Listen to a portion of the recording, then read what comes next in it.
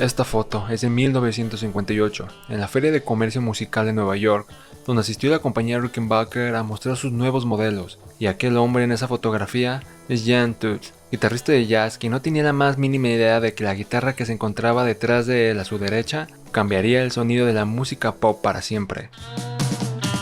Una buena pregunta es, ¿cómo una guitarra manufacturada en California, Estados Unidos, terminó en una tienda local en Hamburgo, en Alemania, y en manos de un músico inglés? Esta es la historia de la Rickenbacker 325 de John Lennon.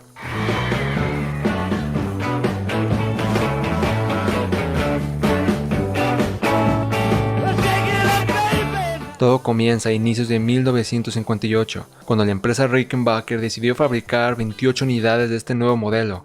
La sorpresa es que sería un fracaso. Al ser una guitarra de 20 pulgadas de escala, tan corta para el gusto de la mayoría de guitarristas que estaban más fascinados con el Stratocaster y su escala más larga, se volvió una guitarra de nicho. También cabe recalcar que la línea 325 era una guitarra semihueca y que cada una de estas tenía una perforación en forma de F. Pero la versión de Lennon venía sin esta perforación, volviéndole un modelo más raro.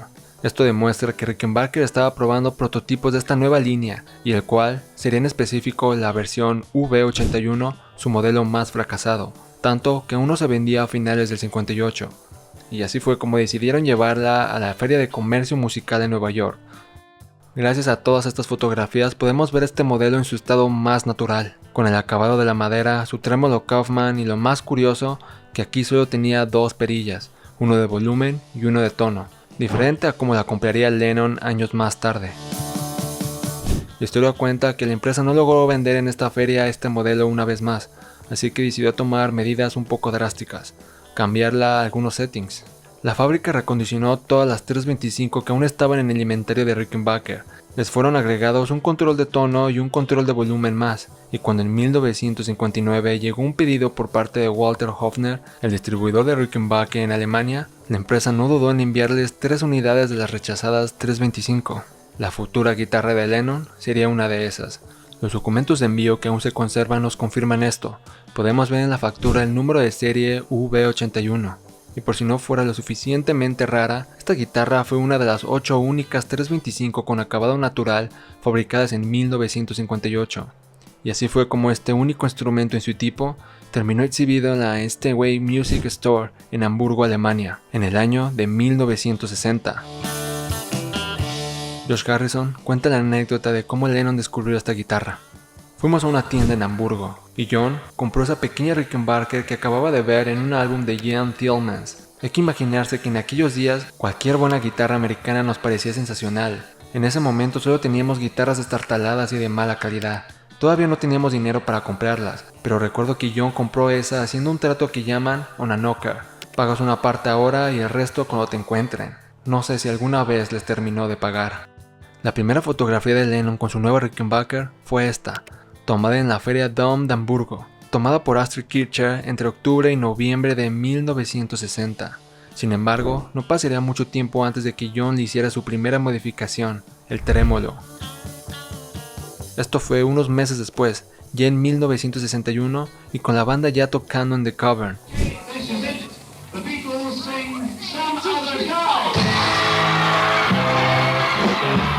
Lennon estaba descontento con el vibrato Kaufman con la que venía de fábrica su 325 y tenía la vista puesta en un vibrato Bixby. Para conseguir uno, se acercó a su amigo Chris Houston, guitarrista principal de los Undertakers, otras de las bandas que figuraban en Liverpool en aquella época, y quien era el único que poseía una guitarra con trémolo Bixby en la ciudad. Él le consiguió a Lennon el trémolo, y cuando finalmente llegó a Liverpool, Houston cuenta que Lennon y él fueron a Hess's Music Center, donde ahí mismo lo instalaron. Lennon sostuvo con sus manos el trémolo y él lo atornilló. Esta peculiar modificación del trémolo la podemos ver en muchísimas fotografías de Lennon con su Rickenbacker en la época de The Cavern.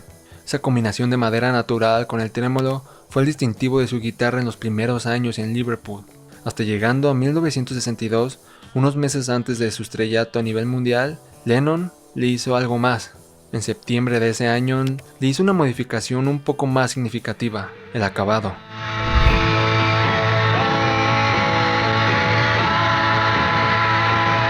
Chris Wharton, quien era un amigo de los Beatles desde que eran The Civil Beatles, cuenta la historia de cómo la pintaron. Mi padre tenía una empresa de transportes. Sus autos eran pintados por un trabajador llamado Charlie Benton. También era un excelente pintor de carrozas y rotulista. John me preguntó si podía pintar su guitarra de negro. No recuerdo si había alguna razón específica. Creo que simplemente le apetecía cambiar de color. Charlie aceptó pintarla. La pintó con esmalte negro Tecaloid, que era la marca de pinturas para carruajes que se usaba en los vehículos de aquella época.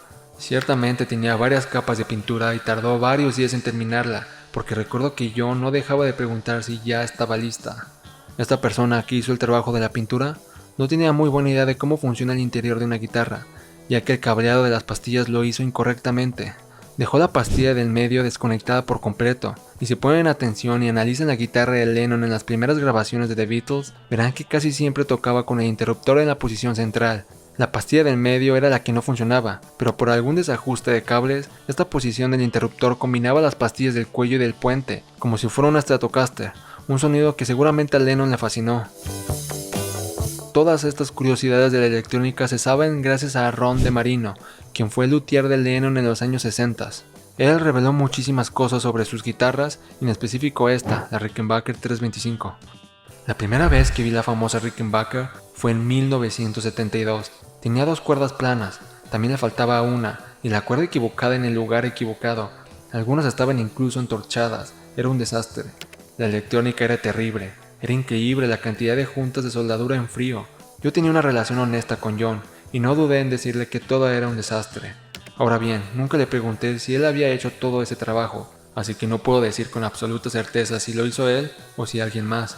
También DeMarino revela por qué hoy en día en el siglo XXI la Rickenbacker se encuentra lijada a como se encontraba más o menos originalmente. Tuve que volver a cablear todo. Incluso llamé a Rickenbacker y les dije que necesitaba el diagrama del cableado original, y me enviaron uno equivocado. Al final sí conseguí arreglarlo, pero John también quería que le removiera la pintura. Yo intenté disuadirlo, le dije: John, no puedes hacer eso, esta guitarra es conocida por ser negra. Y él me dijo: tienes que hacerlo, es como yo la quiero. Le respondí: bueno, pero el pigward también está todo rayado, ¿puedo poner uno nuevo? Él me dijo que sí, a lo cual le pregunté si podía quedarme con el antiguo pigward, y él accedió. Y esta es la historia general de la Rickenbacker 325 de John Lennon. Una historia que involucra un poco más de la historia de los Beatles, va más allá, va un poco más en la historia personal de Lennon. Hoy en día la guitarra se encuentra en posesión de Yoko Ono y la mantiene en el famoso edificio Dakota en donde vivió con John sus últimos años. De vez en cuando la presta para exhibiciones, pero es una guitarra tan valiosa que difícilmente creo que algún día será subastada.